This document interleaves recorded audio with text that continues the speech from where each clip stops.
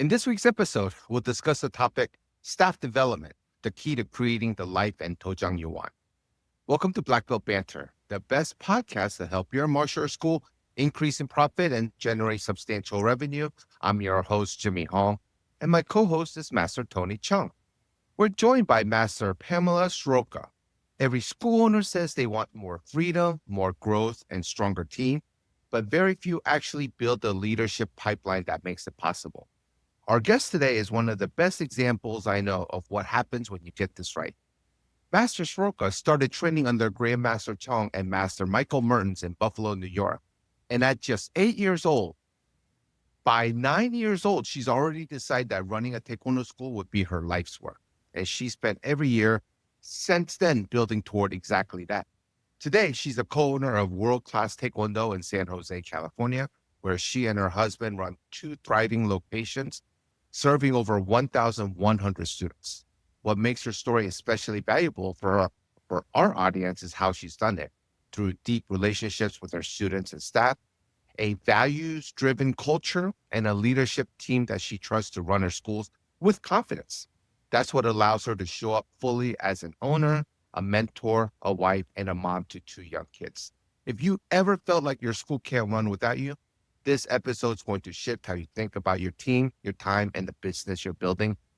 Master Sroka, Master Tony, welcome to Black Belt Banter. Let me just throw this off to Master Tony first. Can you start off for us, sir? Oh, yeah, I'm so excited. The World Class Taekwondo organization is absolutely thriving. It's huge. Real quick, I went to nationals one year and I had this huge thing. I think it was very close to Buffalo, if not in it, and might have been state or regional, but Grandmaster Chung, a good friend of my father's, he said, come swing by my school. And I swung by there. I think I had like 50 competitors at the tournament. We were doing really well. I felt like kind of like at the apex of my coaching career after stopping competing. And he showed me this beautiful Dojang. My father also has a big custom built school. You know, I saw the big buffalo with the uniform on it outside. And then, I'm in his office and he was showing me this fundraising video where he raised, I think it was like, I want to say like $200,000 for a charity. And he got a 30-minute video segment. And he said that, he goes, we had 1,000 people come to this breakathon and raise all this money. And I was like, I'd never seen anything like that. And ever since then, I've been really watching that organization. Obviously, I know Master Andy Chung, Master Mike Mertens, but the Srokas, Master Sroka, you and your husband have built an incredible organization. And I'm so excited that you carved out some time from your family and from your schools to be with us. So thank you so much. Thank you, Master Tony and Master Jimmy. I'm very excited to be here as well. And you already mentioned the world-class system and world-class organization. And yes, I'm very thankful to have been able to grow up in that organization with Grandmaster Chung, Master Mertens, Master Andy Chung, and so many other amazing people. And I've learned a lot from them. And hopefully today I'll be able to help some other people. I know many people listening to this are extremely successful, but when we all share and help each other, it's a lot of fun. So I'm very excited to be here with 2 amazing people. And I know both of you, we're going to have a great time together. Yeah, I've been looking great, forward. We've been trying to schedule. You're so busy, Master Sroka. We've been trying to schedule this for months. So I've been looking forward to this for many months. But yes, it's correct. We do know a lot of successful school owners, but there are a lot more school owners that are ready to go to that next level. Not just, I don't want to just say struggling, because many school owners are doing fine, doing their daily school work, but they're ready to go to that next level. And you can't go to that next level without the correct team in place. Isn't that correct, ma'am? Absolutely. Absolutely, Master Jimmy. I will say this. We moved to California in 2012. Before that, as you mentioned, we were working under Grandmaster Chung and Master Mertens in Buffalo. My husband and I both have degrees, bachelor's degrees. Mine's in sociology and his is in mathematics. But we chose to go the Taekwondo route because we really love Taekwondo, the physical part, of course, but aside from that, just the life skills that it can teach everyone. And so we've chosen to do that path. And I think when we moved to California, we knew no one. Literally, there was Grandmaster E.J. Choi in Fremont. Grandmaster Chung is a good friend of his, so he introduced us to him. But other than that, we didn't have any connections here at all, really. In 2012, when we moved, we were nervous initially Sure. because, okay, how are we gonna have a family? How are we going to, because we wanted to have a family the whole time and manage the Taekwondo schools, and how is it going to happen? Anyway, we devised a plan and we followed it and stuck to it. And thankfully, it's worked And out if you well. don't mind me asking, did you go from Buffalo to straight to San Jose? That's a great question. So we were a little bit roundabout. So initially we were in Buffalo. We were working part-time and then full-time. Then I went to school. I played soccer in college. I was away doing Oh, that. wow. Came back. Yes, sir. Yeah, came back to Buffalo. And initially we were like, okay, we're going to open a Taekwondo school. But we thought it's going to be too hard to move away and do it. So my husband, Master Tom Sroka, he said, hey, why don't we go to grad school? Why don't we pivot? And even though my heart was to do Taekwondo, I told him, yeah, I get it. It's very difficult. I think it's going to be very difficult. So let's do that. So ended up going to George Washington University, and I was studying to be a school counselor. He was studying to get his PhD in math. And after one semester, we decided this is not where our heart is. Our heart is not in this. And we had an apartment for a year. And so we decided, okay, we're going to quit school. And for the next 6 months, we're going to travel the country and we're going to visit other martial arts Oh, wow. schools, some Taekwondo, some karate, some world class, some not. And we're going to study and we're going to learn what we want and what we don't want to have in our dojang. And yeah, so we were wasted a little bit of money that way and time that way. Oh, But you smart. know what? Honestly, That's yeah, not wasting. those 6 That's not months. wasting money at all, actually. Yeah. Yeah. If you talk to my mom, she would have said, what are you doing? So how long have you Well, been in initially, she was how long upset. have you been in San Jose? Since 2012. Wow. And it's amazing to me since Yes. you talked about post schooling with graduate schooling, like from what I've heard, again, I haven't had a really, I've met you all before, but I haven't had a chance to ask you directly. So I'm so excited because just so you know, our group, we look at your school, the Sroka schools, Master Sroka schools, you have 2 locations, 1,100 members plus. You're not looked at like you can enroll and market your way to 100, 200 members. You can teach your way to 200 to 300 members. You could only build your way to where you guys are. 1,100 students in 2 locations. You guys are the graduate school for martial arts schools. Like you clearly not only have a great marketing and sales pipeline, you have a great delivery system with, creating black belts with quality, but you have something special. My understanding is with leadership in particular, with it, you're like the graduate, like you're like college for black belts. So I would love to hear Thank you, sir. some about that secret sauce that you guys have there at San Jose. Thank you. Yes, sir. Thank you. No, I think people do ask us about that. Okay, what's your secret? And I tell them, I think there's not exactly one secret. Of course, there's no one quick answer that everybody wants to have. It doesn't work that way. There's so many factors that go into it. But I would say that, again, growing up in Buffalo with the foundation we had there, we had a mix of Korean masters that came over from Korea, American instructors and masters that grew up in Buffalo, New York. And there was a great synergy of working together and figuring out everyone's strengths and caring so much about the person, the human-to-human relationship first, more so than the employer-to-employee relationship or junior-to-senior relationship. It was human-to-human relationship first. So Grandmaster Chung, the way he treated everyone, very emotionally connected to us, always willing to talk with us about virtually anything, open-minded. Master Mertens, same thing. They have very different personalities, but they balance each other extremely well. And they were always willing to spend time with you and help you learn and grow. And it wasn't only Taekwondo. It was how to become a better person and the mindset it takes to be successful in life. And so from a very young age, being 8 years old, starting there, growing up as a student there, becoming a part-time instructor, full-time instructor, I got to see so many iterations of what World Class Taekwondo meant over the years with so many different masters and instructors and their take on things. And although everyone's take is slightly different because of their own background and experience, what made it very special is the common goal of we really want to make this place, this dojang, a special place for anyone who comes into the doors. And when Master Mertens, Grandmaster Chung, Master Wusap Kim was my first master. He was the first Korean master to be brought over by Grandmaster Chung from Korea. And he was amazing. Every time I went to class, he would smile. And I thought I was special. But he would do that to every single student. It doesn't matter what type of day he was having. And he was always in your corner. He always believed in you. And he believed in everyone. And it was a magical moment, I will call it. Really magical moment every time that we were stepping on the mat, interacting with our masters. They just cared so much about us and how we felt and the experience we had. So yeah, that feeling we got from there is what we try to bring to our dojang now, to our instructors, who brings it then to our students. Wow. That's a great story, but I've heard many other stories that went opposite way, because I don't know about now, but when I was growing up or in my teenage and younger years, a lot of the grandmasters, they didn't treat their staff and their instructors as equals. In fact, it was like worse as students sometimes, right? Because I know that I saw it firsthand. I've heard many stories when I was talking to my friends, they were all and associates and colleagues, that we would just exchange horror stories, because I don't know if it was a culture, that Korean culture from back in the day, war-torn country, and these grandmasters just so old school.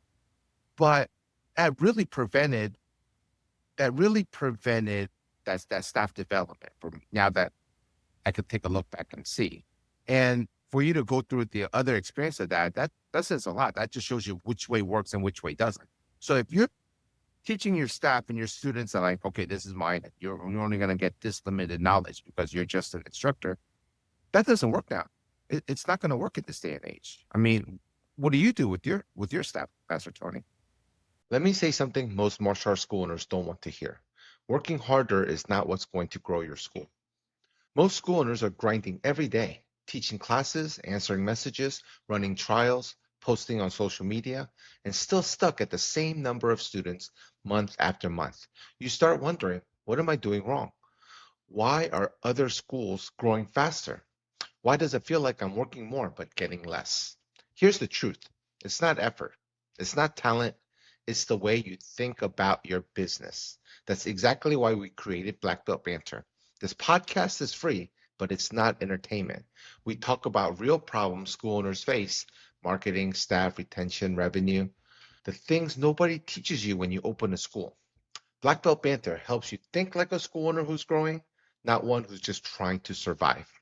But thinking the right way is only step one, because knowing what to do is very different from knowing exactly how to do it.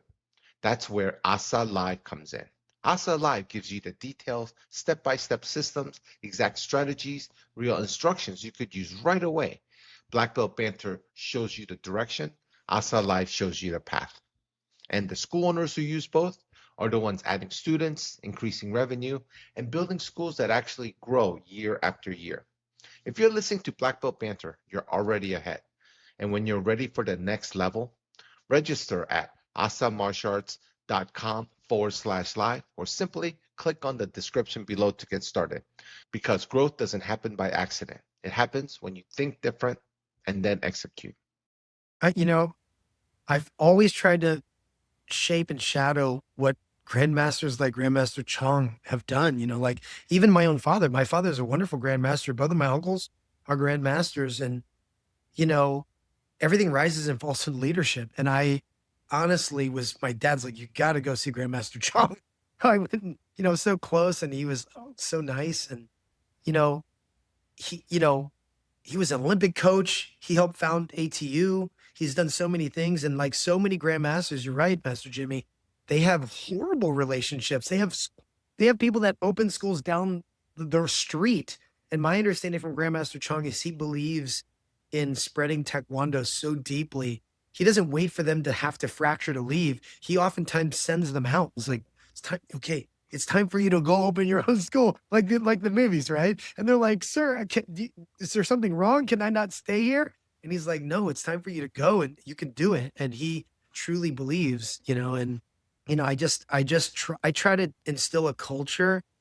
I was telling my staff today, actually, like my goal I have 3 schools right now currently. And my goal is to empower my staff to have the power to decide, you know, and the accountability to go do everything, but they're not on their own. Like I'm there not to judge and to, inspect what I expect, but I'm there to support them. And the crazy thing is I am trying to create the culture that exists. Again, I have not personally been to Master Sroka's schools, but I heard a story recently.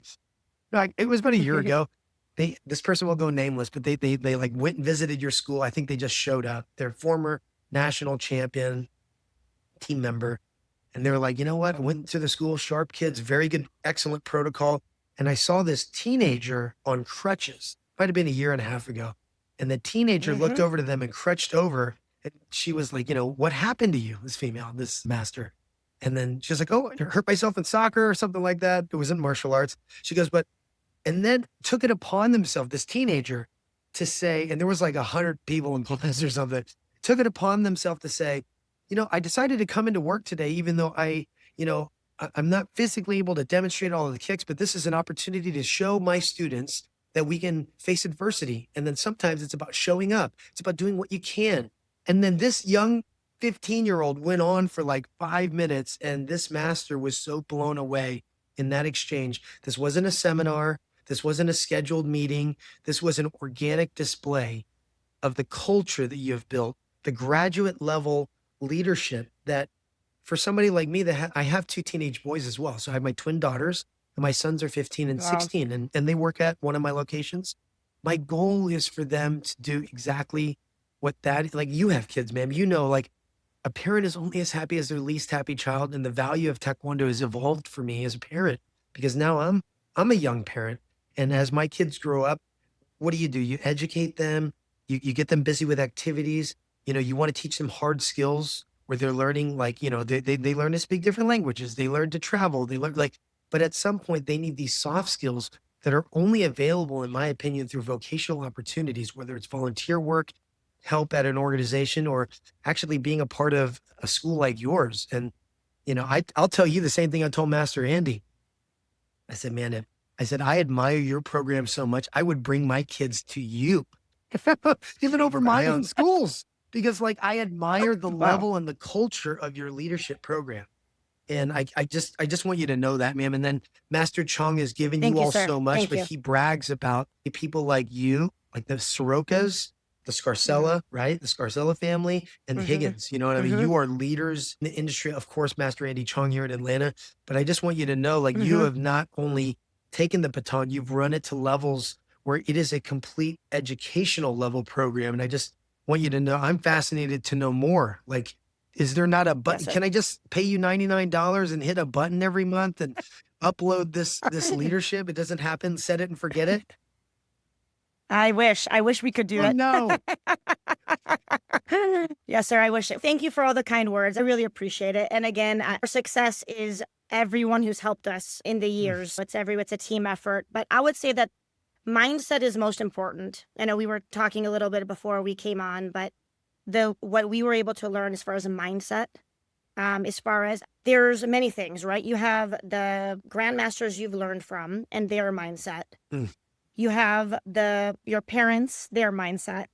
And then you have your own experiences in life, whether it be competition in Taekwondo, which I did when I was younger. And then I went for soccer. My husband did hockey. And you have and there's more experiences and you put them all together.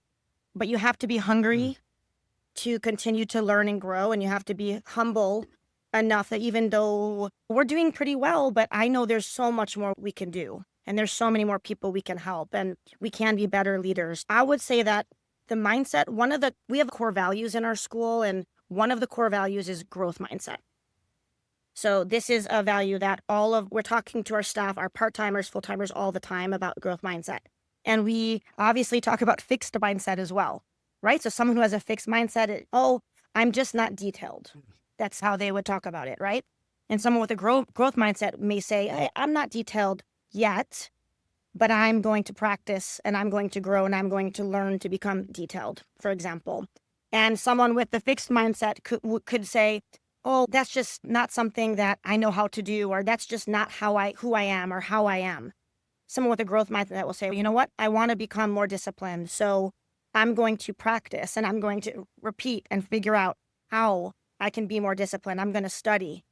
And one story I would say is when we were first coming to open here in California, Grandmaster Chung came with us to look at locations. Wow. I mean, that's how much he cares.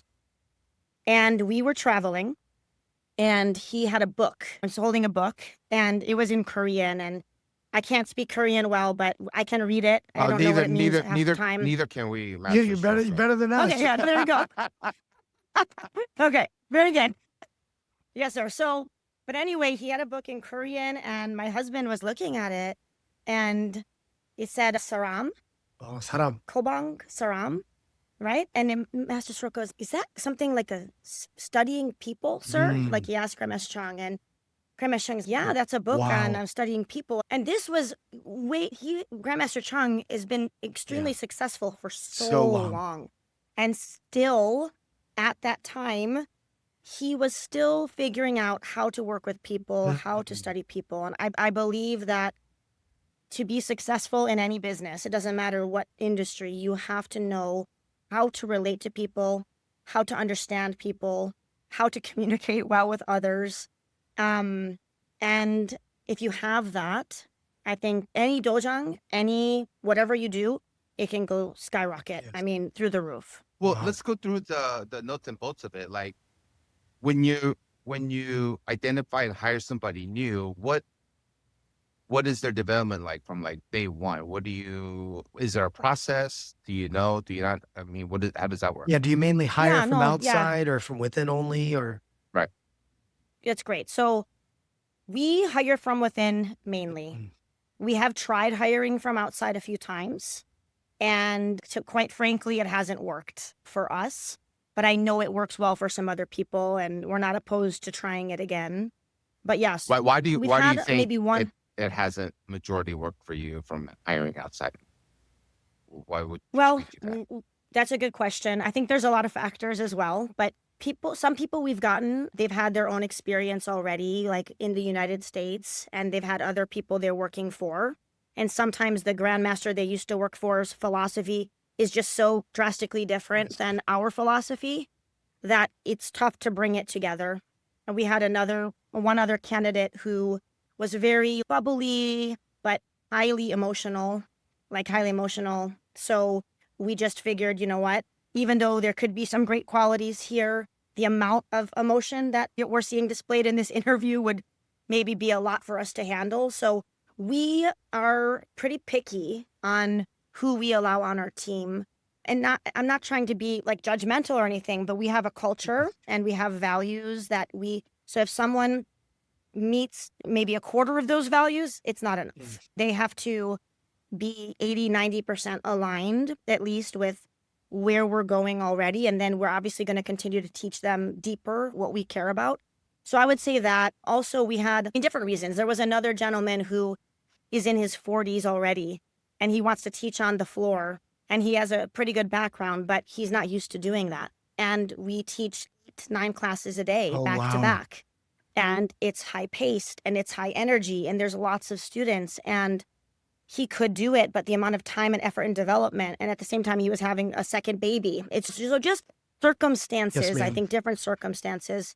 Yes, sir. But I'm not saying it won't work in the future. We did have one part-timer that worked for us for 2 years from the outside. He was great. And then he wanted to go do a graphic design career.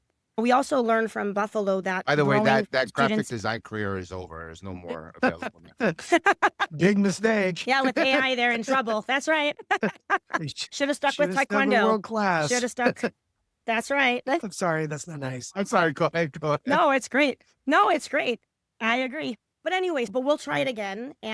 But internally, like we learned from Grandmaster Chung, if you teach kids from a young age about your vision, your culture, and you treat them well and you build long-term relationships with them, then when obviously everyone has something, right? Even me growing up being an employee for them, I have strengths, I have weaknesses. But if the shared culture and vision is there and mindset is pretty shared, Yes. we can work together for a greater common goal, right? Which is giving back to others and teaching focus, confidence, discipline, respect. So I just think that when someone embodies your culture because they've been around it for such a long time versus someone coming in from the outside and trying to learn it, it's much easier. And yes. the outside candidates, are they trainable to your culture? Are they amend amendable, I guess is the word? Are they trainable? Are they able to learn your culture and your systems? Or Absolutely. But it would take the right mindset of a person, What I right? yeah, what I would So assume is, again, this person that visited your school said like it felt like Chick-fil-A inside, like the culture, the vibe, the people, they were just so friendly. They were obviously martially impressive. And, of course, like I've seen your demo team just incredible, right? Like, so like thank you, sir. talent is there, of course, but that aside, it's the culture, right? Like when I go to Chick-fil-A, for example, it started in Georgia, like it's not just the food, it's the service, it's the quality. It's like people, you can't pay people to care like that. So I think that part of your challenge without hiring from outside is you likely because you can afford to pay anybody, you know what I mean? But like, and I'm sure you're very attractive. You probably get people to apply for jobs all the time. I think it's just the bar of candidates that you have. Chick-fil-A has good people because they have a huge waiting list of people that want to be franchisee owners and people that want to be Hmm. team members. And I Hmm. think that, one thing that I would like to know is like, your 1,100 plus students, how does that look generally across your two locations? Do you have one mega location and one newer location? Is it 50-50? Do you and your husband, Master Sorokas, do you run them separately? And then how many black belts do you have per school? How many of them are paid? How many full timers? How many part timers? How many, like what the breakup is like, so I can kind of get a picture of what your pipeline looks like, because you clearly have this Hmm. pipeline of where students become black belts. And then at some point in their journey, maybe as early as 8, 9 years old, like yourself, you're like, you have these students that say, I want to have a world class school with Master Soroka, and there's a Yes. pipeline for that Yes, leadership sir. for that, right? Yes, sir. Yeah. So let's go back to the pipeline because I want to go back there and then I'll get to Yes, that. ma'am. Yes, sir. So when we have testing every month, right? And not everyone tests every month. They test when they're ready. But since we have two locations, I'll go to one school, my husband will go to the other one. And from white belt on, we have our notes and we're making notes of what we can do better from a technical perspective, from a culture Mm. perspective. We're doing that every month and we're giving feedback to our head instructors. But additionally, from white belt on, I'm making a list on the corner. My husband is too, of possible instructors From white belt from white on. belt. From white belt on, we are looking at it. Wow. We are looking at it. And it's not that, of course, it's a projection. Of course. We're seeing them one day, one time, but we will ask our instructor, hey, tell me how this kid is in class. What's their attitude like? Do they have lots of energy? Because what I'm seeing right now is I really like their technical ability, but tell me more about their personality. And so we're making a target list, and it can be at any belt level. And our instructors know to do that too. So they have an ongoing list of possible people who could be eventually junior leaders, which we start around normally 12 years old, 11 or 12 years old. We don't want to start them too early because we want them to enjoy being a student Of first. course. Because being a student is one of the best. I miss being the student. I miss having mentors. I still have mentors, but being in a school where I'm looking directly up at my teachers and my mentors, and I'm not expected to know anything. I'm just going there and I'm going to learn and have fun. So I really want them to enjoy being a student. So even though some people could show interest earlier, maybe around 11 or 12, 12 we'll try to do put them into junior leader. And that means that they will I know I'm switching topics a little bit, but I'll get back to Sure. that. But they come one time a week. Yeah, they come one time a week to volunteer. And then we have our Tuesday night part-time meetings, and they will come to the Tuesday night part-time meetings as well. And we'll split up those groups. So we have our paid instructors that have been there for years. They'll be working on something. We'll have our junior leaders who are brand new working on something else. And then we have our maybe middle group sometimes. So we'll section it off to make it more developmentally appropriate for the stage of where people are at. And then if they're doing well and they're liking it, then we'll let them come to 3 classes a week as a volunteer, like 3 in a row. And that's like a junior instructor. And then after that, they're doing well, they're enjoying it. Once they turn 14, we'll hire them. And then they have to do about minimum 12 hours a week instructing and getting paid. And then they would be coming to the Tuesday meetings as well. And we pay them to come to the Tuesday meeting trainings too. That's amazing. It's amazing Yes, that you sir. cast vision, with them because, I can imagine at my schools, I don't have 1,100 students, but I have over 600 members across our 3 schools that I'm sure I got students that are white belts now that'd be like, man, it'd be really cool to be a master or an instructor. And I never thought, I would think to like, you start looking for talent and like getting to know their personality at tournaments and at events. And it's typically red belts and up, but interesting as, Well, and then when they get to that program, is there like an orientation meeting? Is there like, do you have to, because they're kids. So do you have to like vet their parents as well? Because you want to kind of know what their guidance system looks like. well, I'm sorry, before you answer that, Absolutely. Master Tony have been having many guests through the over the year. Oh, And yeah. what I've learned, I'm sure Master Tony as well, is that the mindset of these successful schooners is very different because like Sensei Solon Brenner over in Philadelphia, he said the exact same thing. He says he looks for his staff and instructors and assistant instructors, not when they're after they get their black belt, but when they first walk in. He already That's right. has that Already. that eye and that what he looks for as soon as they walk in that first month of class. He's like, oh, this student has the potential, this student does not. And that's very different than my mindset, where I didn't even think about that until there were senior belts down the line. So it's very interesting how you guys have that same type of mentality and vision. Yes. Yeah. Again, we learned it from our masters. So they were, from a young age, they were talking to me about possibly being an instructor, right? So I literally lived it as That's a so student awesome. and I felt the process. I'm so lucky. I mean, really, think about that, I'm right? very That's lucky. that's like in a weird, like that's like a Decades ago, a they did soccer this coach decades coming ago. straight to, like a Decades FIFA ago. soccer coach that comes to like, when Grandmaster Chung comes to you at 8 years old and says that, and look what has happened. You know what I mean? It's Wait, incredible. speaking of soccer, can I just say my 13-year-old's in competitive academic soccer league. He's in Bryce. So when you said you played for Oh, college, I was like, oh my gosh, my 13-year-old is like knee deep in soccer right now. Amazing. And our whole family. What position? I'm sorry? Well, What position? wing, either wing, like either a winger or wing. So he's on the outside, right? Yes, or sir. left, That's awesome. And he's Good. he's at ECNL level right now. He's not at MLS. Good. Right now. So yeah. But that's great. he has Yeah, room we to can grow. talk more soccer later. Yeah, I want to We talk can talk now. more soccer I later. want to That's talk great. the rest of the podcast about soccer right now. And my younger son's on a rec league. He's a CDM, so he's like a rec league. So I know enough that we started traveling, but like I know enough to know that when you say you played soccer in college, I'm like, oh, you're at a whole high level of sports. You've always been a winner. But- I love but this, and I love to think that maybe Grandmaster Chung played a great role. Master Mertens, all of the instructors you had over the years, Absolutely. planting the seeds, and for you to say that you do that for your white belts, it's something that it's gonna affect how I run my organization because I've been thinking that deep. That's amazing. And as a parent, if you came to Yes, sir. me and said, you know what, your daughter, I know she's 8, but Harper is, it would really, it'd make a huge difference. It would make more of a difference to me Absolutely. than if you were like, Harper should go to state championships. You know what I mean? Like, I'm not trying to do that right now. Yes, sir.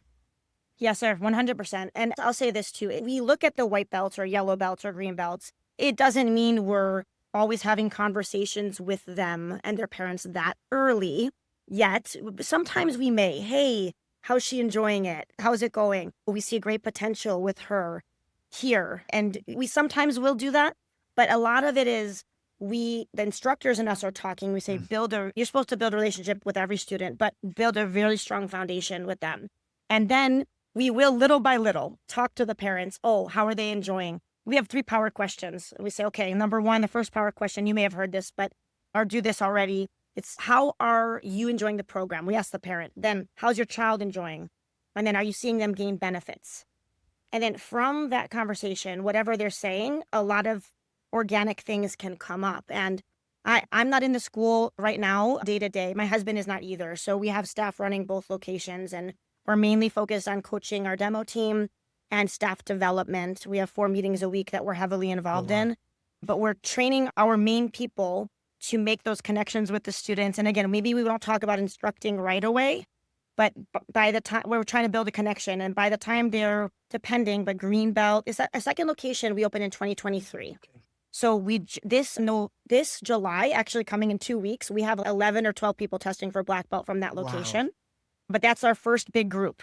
And so that school is very different as far as what we're doing for staff than the other location. So for that one, if someone's a green belt or blue stripe and they're showing great potential, if I go to testing, which I did a few months ago, I saw someone that I was like, oh, this person's possible. I did put it in her here. Hey, would you ever want to help and teach other boys and girls here? I did say that. And then Mr. De La Cruz, our head instructor, he'll go and maybe talk to the parents more and explain the philosophy behind why we're looking for them to do that they're going to learn leadership. They're going to learn communication skills. I see your dog, Master Jimmy. I mean, I have so much to say right now because look, as a parent who doesn't know martial arts and their child has this leadership potential, imagine if you're like 13, 14, 15, 16, do you want your child to go flip burgers where it's like a dead end, just a I mean, you can stopgap? learn a lot from that too, but I would rather them teach at World Class. Right, To be honest with you. right, right. I would I much agree. ra- I agree yeah, with that too, Master Chung. Yeah. I would much rather have my child be a part-time job instructor at this taekwondo school where they have a career path to make a successful and positive career path than flipping burgers or cooking hot dogs. Yeah, I would Right. pay for my kid to go like volunteer, Right. because to me and to most parents, it's about accountability. It's about learning to work. It's about understanding a role, you know what I mean, and a responsibility, and having accountability from someone other than just your coach, your teacher, and your parent, right? So now you have a boss, right? Or you have a team leader. That's right. And you have accountability. That's And then right. now you have competition because there's people that are beside you and behind you that would love to take the next open position. So yeah, I mean, Okay, so and that let's talk teaches you about the vocational skill of what the real world let's is like. let's talk about That's right. And it does it. Sorry, really quick mess. I'm sorry. It makes a safe place for them to learn about Yeah, those life That's skills. right. Because we have a relationship with them. They don't come to their shift. We're not going to fire them right away. Yeah. Right. And I know other places may not fire right away, but they may have a shorter leash. We're going to teach them. We're going Yes. to educate them. We're going to talk to them, and then we're going to educate them. And if we need to bring the parents involved to have good teamwork, we will, but we're going to teach them about what it's going to be like in the future, whether they end up doing Taekwondo as a career or not, right? In a safe place where we can emotionally support them, but also hold them accountable. your And that's very valuable. Can No, I no, chime you're in? abs- Because my nephew just started working for I've my been wanting school. to talk for I'm 10 so minutes sorry, now. because my nephew got I'm sorry. fired from Chick-fil-A.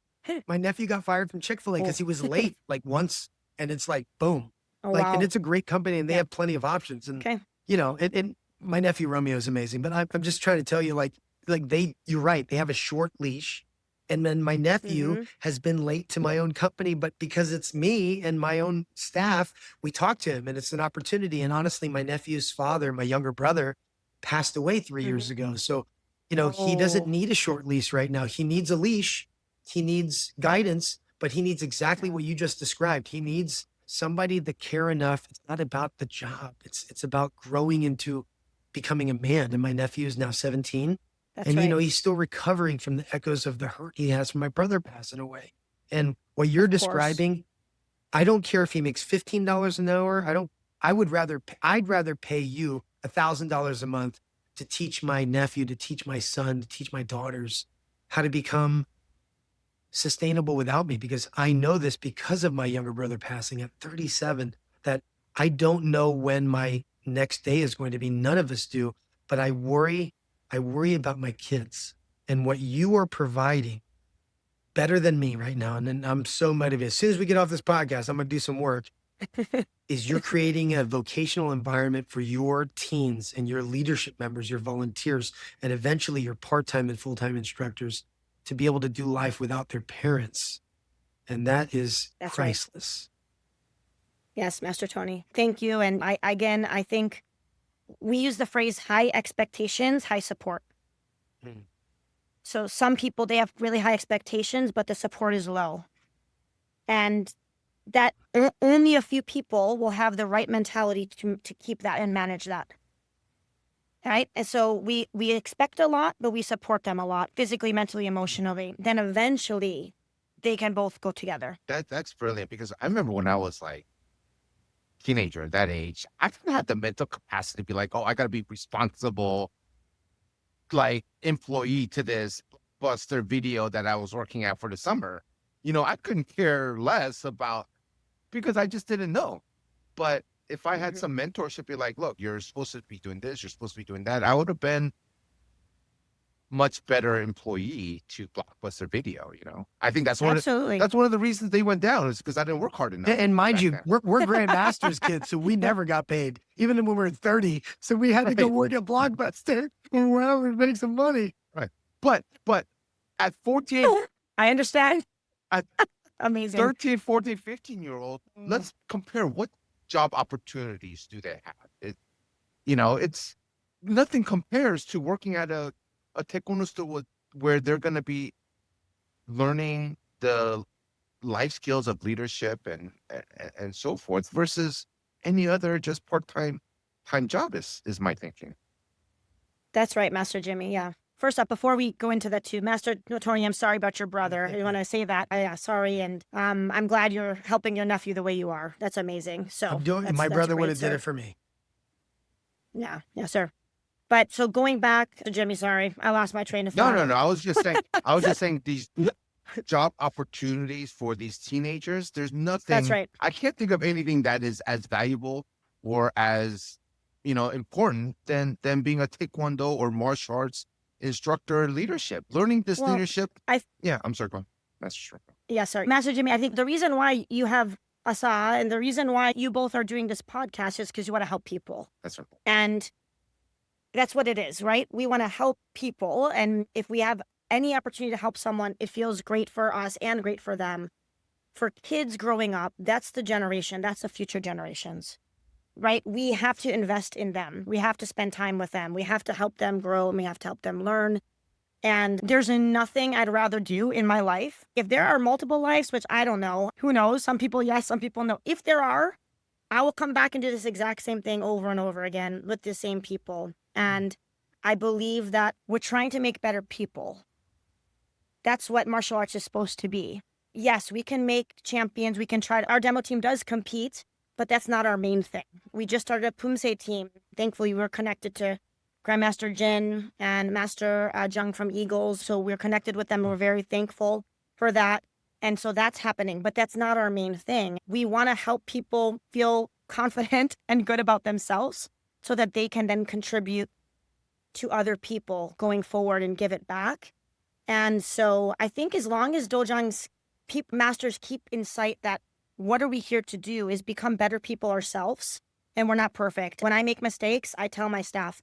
Now, if I don't know something, I tell them I don't know it, and I'll figure out the answer, or I'll talk to people, we'll figure it out. Our demo team right now, we're trying to do tricking. I don't know tricking.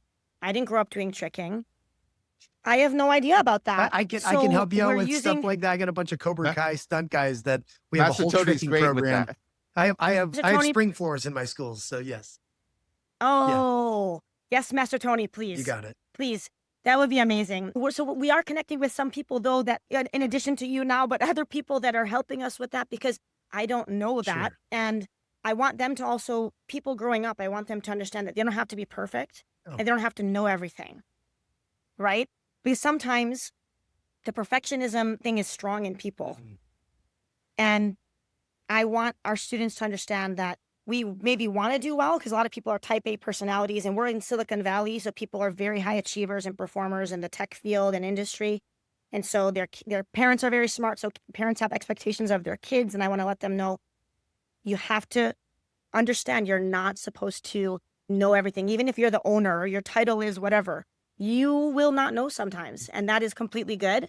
So work together and help each other, and we're a team. So that's another life skill that we want to pass along to our students and let them understand that too. And I would like to say that the world class system will work anywhere, because I've been there around people who say, what works in Buffalo because it snows like 9 months out of the year. There's nothing to do with Taekwondo. But then You went from Buffalo, bounced around, but ended up in Silicon Valley, in San Jose. Like there's every option, right? And great weather, right? So you literally right. have to compete Yes, with sir. everything and anything. And then, obviously minimum wage is more expensive there, right? So you have to understand that all of those things, if you're listening to this podcast, the goal is not just to hear from successful people, but to understand their thinking, their journey, and know that sometimes classical, simple systems, because you probably listening right now, it's too much month, not enough money. You're worried about rent, and there's all of these things. I need new students. I'm losing students. And you don't need another paid in full. Just, it's not going to solve all your problems. It might solve your problems this month. You don't need, some kind of gimmick curriculum. It's just a tried and true system of helping people. I think that's what I just heard was the magic that I heard was truly helping people where they are, even if they're 8 and a white belt. You meet them where they are because everybody's looking for something, even if they don't know what it is. And when a master comes to you and says, "Hey, have you ever thought about doing martial arts?" Or if you tell me as a parent about my kid, I'm like, wow, like I didn't know there's so many students here. There's 1,100 people here. Like the master came up to me and like, she didn't just talk to every single person and do the same conversation. She walked directly up to me. I saw her last time Master Sroka talked to my daughter, and now she's coming to me. That is genuine. And I think that's the magic. That's what it sounds like to me, what you're doing. And I commend you on that because you guys do have high expenses. In San Jose, you do have, a big payroll. You have a lot of responsibility. Just opening a new school in 2023. I mean, that is a lot to take on. But instead of just sitting back, I mean, you're breathing into your teams. And I have a tremendous amount of respect for what you're doing. Thank you, Master Tony. I appreciate it. Yeah, it's fun. Honestly, we love what we do. So if the reason why we opened our second location is because we had staff ready to do that, to have that opportunity. And we want to help as many kids as we can because we do feel like we do it in a good way, even though we're not competition focused mostly, but we try to give people opportunities, basically. The first location, for the longest time, we didn't want to open a second location. Our first location is big. So we have 820 students in the first location. What's the square footage of that first location? 3,900. Whoa, crazy. Yes, sir. That's a good size. That's it. Yes. So we, for the longest time, we said, we don't need to open another school. We're good. But then in order to give more of our staff opportunities for a career, which is such a rewarding career helping others, we said, okay, we have people ready to do it. And why wouldn't we give them that opportunity? So that's why we opened our second location in 2023. That school right now has 345 Huge. students. That's huge.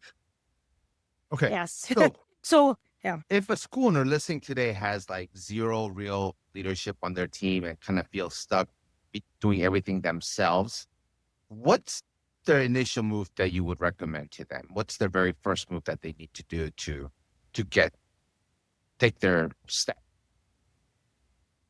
Number one is you have to identify people that are passionate about Taekwondo.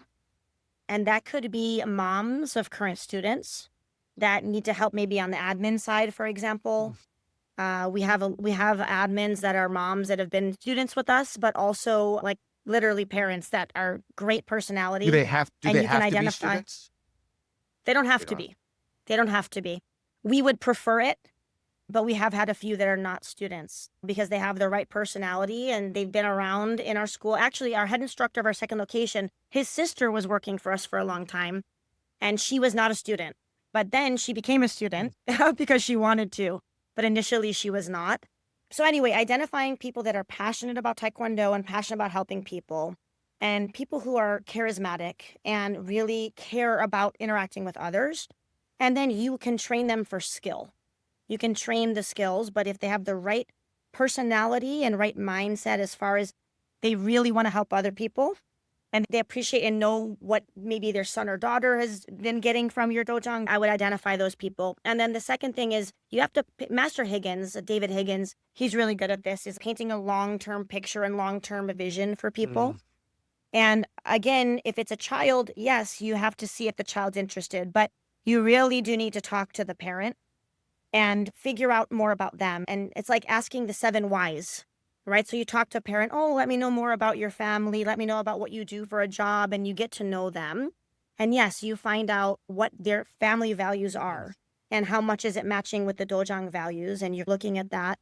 And then from their conversation, you can get a feel that, yeah, this could be a good fit going forward in the future because we're aligning on a lot of things. And then you start talking to them about what they want for their child and and if someone says to me, I really want my child to find something she's passionate about or he's passionate about. I want them to really enjoy what they do for their life and they love Taekwondo, then I'm like, absolutely, this is a shoo-in. And so we're going to talk about that. And if someone says, oh, you know what, academics is extremely important to our family and Taekwondo is great, but honestly, my child needs to go to college and then they need to go get their master's or PhD. I'm not writing them off completely, but I'm going to ask more questions to figure out why that's so important to them and see if there's any way I can build a connection between the importance of academics and them working leadership-wise in the Taekwondo school and how we can marry that together. But there's some people that you start talking to them and you quickly go, wow, their kid would be great, but philosophically, I'm not sure if they're going to support their child in this. And then it would be great for the child, but unfortunately, we teach them as students, but we can't put extra energy and effort into building them in the pipeline for instructors because it's probably not going to go anywhere. That part's really important too. But the parents who are like, I want to support my kid. I have one family who they drive from 30 minutes away, 30 to 40 minutes, depending on traffic, away. The daughter is on our Pumse team. She's on our demo team. She's an instructor and she plays volleyball. And they said, it's a lot. At some point, we may have to stop one of them. But man, oh man, do we want her to experience everything? And do we want her to be a teacher there? Because we know this is going to help her for her life. So that's families like that they see the value that you want to work with. But a lot of other families, we know very deeply what we can do for people. And especially our instructors and our assistant instructors, they get even more leadership development because they're in the meetings with us and they're in the meetings with their head instructors. And not only do they get regular classes, they get more in addition, but the parents sometimes don't understand, right? So we have to educate the parents. And I tell the parents my story all the time. I started because I was shy and I was very sensitive and I cried every day going to 3rd grade. I did. Wow. And Master I'm Tony still... did the same thing, man. Master Tony. So he's still crying. No. But that's why I started. And I let parents know ask them, what's the transformation your child has had here? And your child can be a big part in helping other kids have transformation in their life. So you just, I don't know, you go deeper into it with them, but it is rewarding and it's fun because we never stop. We never stop learning. We never stop growing. Otherwise, don't get me wrong, sometimes we get complacent. Sometimes we feel like, oh man, like we're doing this same conversation again or whatever. But then you just go back to the root of it and go, this is the first time I'm having this conversation with this family. This is the first time I'm talking to this student about it. And they deserve my very best attention and effort. And we're teaching our staff that mindset too. So that's why it's fun. And there's no conversation that's exactly the same ever, if you're really paying attention. So you're interviewing them and you're researching. It's not just like a school owner is like, oh, I'm going to offer this kid a part-time instructor leadership position job. And then that's it. You're really researching to see how they fit into your long-term vision of your school. We are. And because actually we've had a lot of mishaps too, right? So we have had amazing kids and we're like, okay, these 3 kids are going to be our next level of instructors. And then Mr. Carter, our head instructor, goes and he talks to them. And we're thinking they're going to come on and we're going to pay them. And the parents go, no, we're not doing that. Wow. And we say, whoa, okay. And we're surprised because, again, we know what we can do for them and we know how valuable it will be for their life, even if it's just for a few years. Why would they say no? Is it just transportation? Is it they don't want them to be working when they're in high school? Like, what is the reasoning? All of the above. Yeah. I mean, there's so many reasons, right? So sometimes it's a family situation where they have 4 kids. I see. They can't get them there, right? But sometimes I don't want to stereotype. I know you're Asian. Sorry. What? Here we go. I'm not trying to be. I'm not. I know a lot of people listening will be Asian, but we do have people from China that they are immigrants coming here, and their lens is different than someone growing up or Korea or wherever. Their lens is different because I've grown up in America. I know that I can be well-rounded as far as I can do athletics and sports. I can have academics. I can be well-rounded and I can be successful here in America. You know, it's crazy. A lot of Asian parents are afraid that their kids will want to do martial arts. And there's a stigma in Asia, if I can speak from my perspective, that martial arts is like being a PE teacher. It's like a low level, you know, it's not a real job or a real career. And even though it seems to be okay in America, they want to be able to brag to say that, you know, my son is an engineer, my daughter's a dentist, my you know. That's right. So it's unfortunate. And as a parent, you know, you want to be vicarious to a point, but you don't want to just choose your kids. And I feel sorry for the kids. But, you know, what I've realized is I've had kids go away to college and do all that. And then they come back after having a real job for a couple of years. And then they're like, sir, I don't like that. And then they run some of my schools now. So, yeah, that's amazing. Because I'm 47. Yes, I've been doing this for a while. And, you know, I have 3 schools now, but I've bought, sold, and I had 12 other locations just in the last 15 years. So wow. I haven't learned how to, to hang on to them. I want to learn from you. Okay. I can tell you what not to do. But I have a couple of bullet questions like how many, like your primary location, just roughly pocket amount. What's your average number of new enrollments a month that you guys sign up for 800 students? I've never had a school that had over 300 members. So I just have to open more schools that have more members. Yes, sir. I understand. No, I think there's a lot of things that go into being able to do that. Listen, being in San Jose and the population here, it's dense, right? There's a help. Yeah, it's like dense. Some of the high schools are the size of colleges, like in universities. They're huge. Exactly. Exactly. So that does help us. Are you signing up like 100 students in a month or like 50 or no? Is it more like this? For me, my average location currently this year has been signing up about 23 students a month. 35 to 40. Okay. 35 That's to a lot. 40, That maybe is 45. a lot. And how much of that is it half like online paid marketing? Is it half events? Is it a lot of referrals? Is it location walk-ins? Like, is it an array? We're not very good at social media marketing. Okay, that's good because I don't like it. We're very bad. So if you're listening to this and you want to sign up 40 students a month like Master Sroka, you don't have to be a social media guru. Okay. Yes, sir. We're not. We are behind on that. 100% behind. So what we location is very important. We do have a very good location for our first one because there's neighborhoods all around. There's elementary schools all around. It's right on the corner. It's visible from the outside. And the location is excellent. So that's one. Number 2, our website. We have our website that brings in good leads. And number 3 is referrals and bring a friend days. We do probably 9 to 10 bring a friend days a year. Okay. And we do we don't actually have a referral program most of the time. Oh, if you bring a student, you're going to get a target. We once in a while will do that, but most of the time it's organic. We just say, hey, if you're enjoying what you're seeing and you have any other friends that have kids that would benefit from this in any way, please help us. And are your initial enrollments, are they contracts? Or are they month to month when they start out? Or how does that work?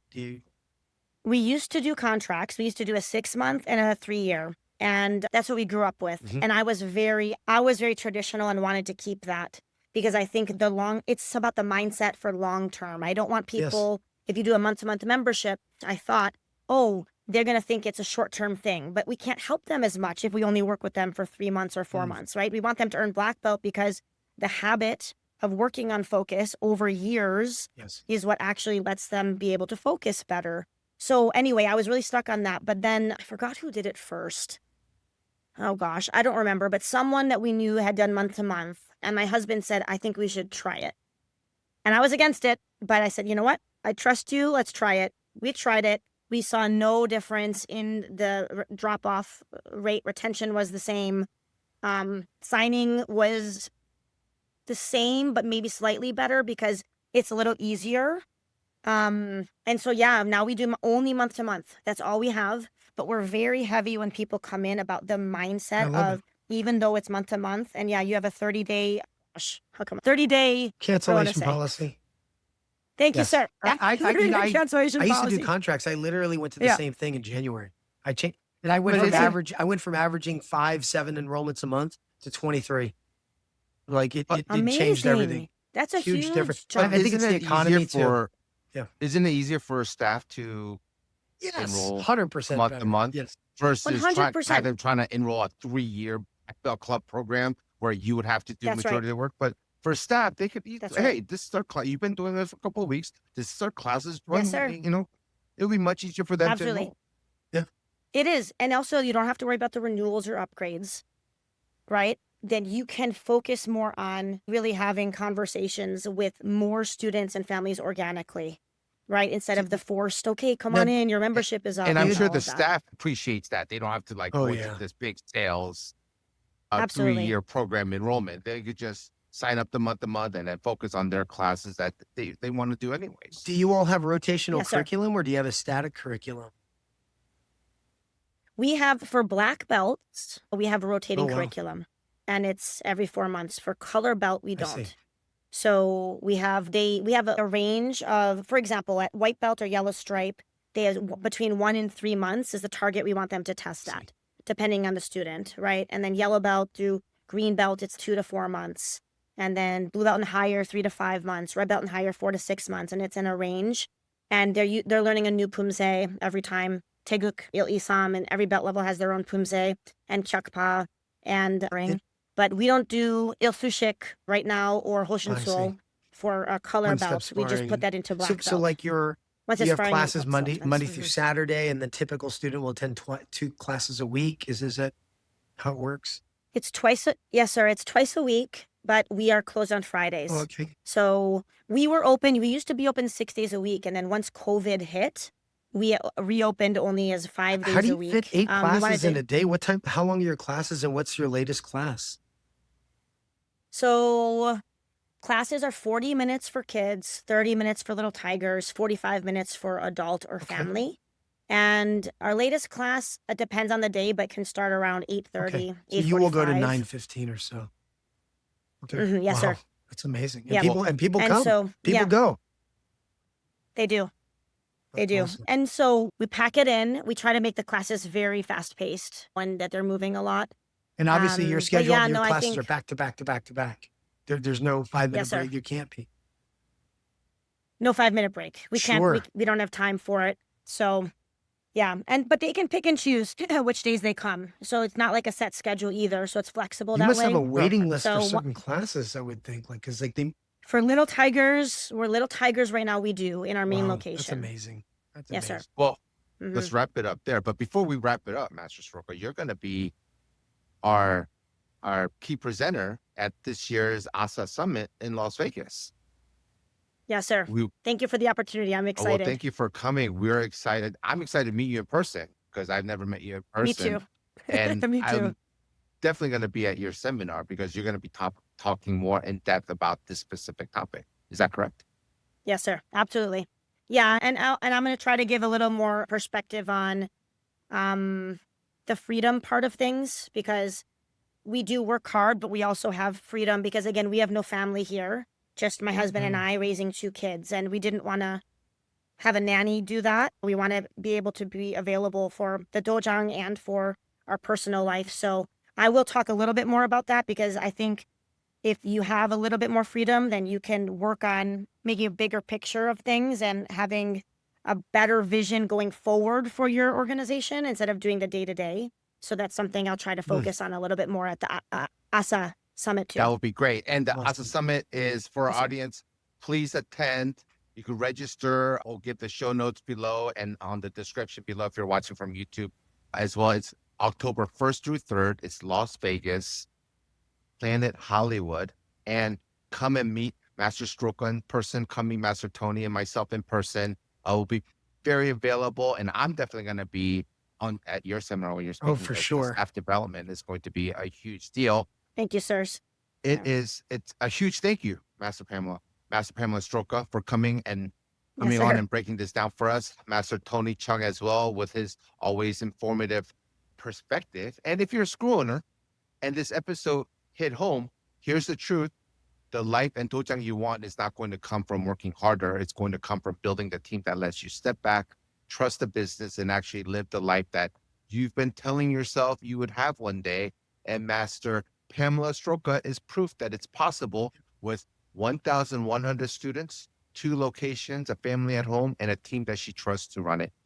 If you got value from this episode, do 3 things. Subscribe to this show so you don't miss the next one. Leave us a review and share this episode with another school owner who needs to hear it. And we will see you on the next episode of Black Belt Banter. Thank you, everybody.